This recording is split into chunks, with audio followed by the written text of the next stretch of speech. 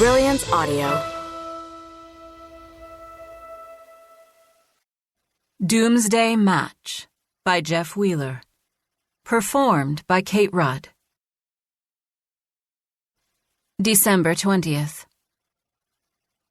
The roar of the twin propellers made shouting the only way to be heard, even with the headsets. As it soared over the jungle lowlands, the plane bucked and dipped, causing various components of the LiDAR equipment to rattle. Although they were secured with thick straps, the pilot's face was dripping with sweat, which leaked beneath his sunglasses and into his scraggly beard. "That's the last run," the pilot shouted. "Time to head back to the airport."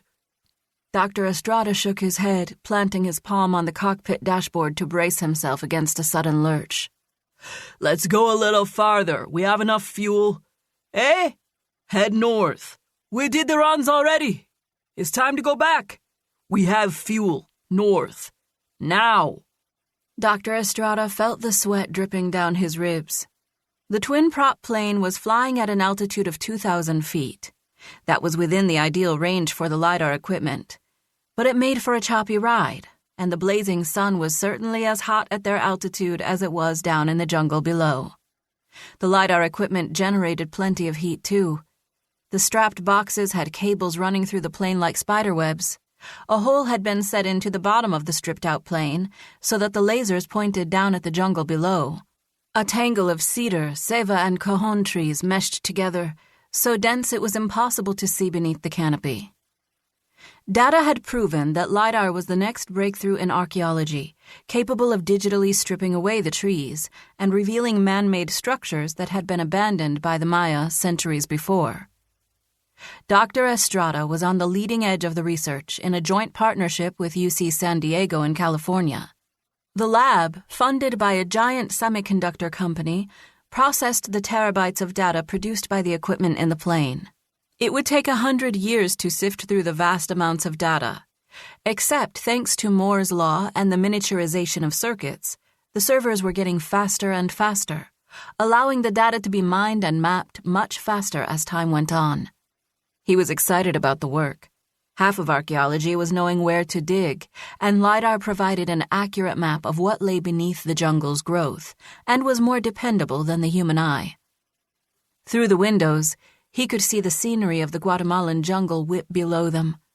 The plane had to avoid the occasional blizzard of startled macaws. The pilot, Miguel Santos, had adjusted course north. The additional time meant more money for him. "Where are we going, boss?" "We'll be there soon." "How long?" "What?" "How long we going north?" "We'll reach the border of Mexico in minutes."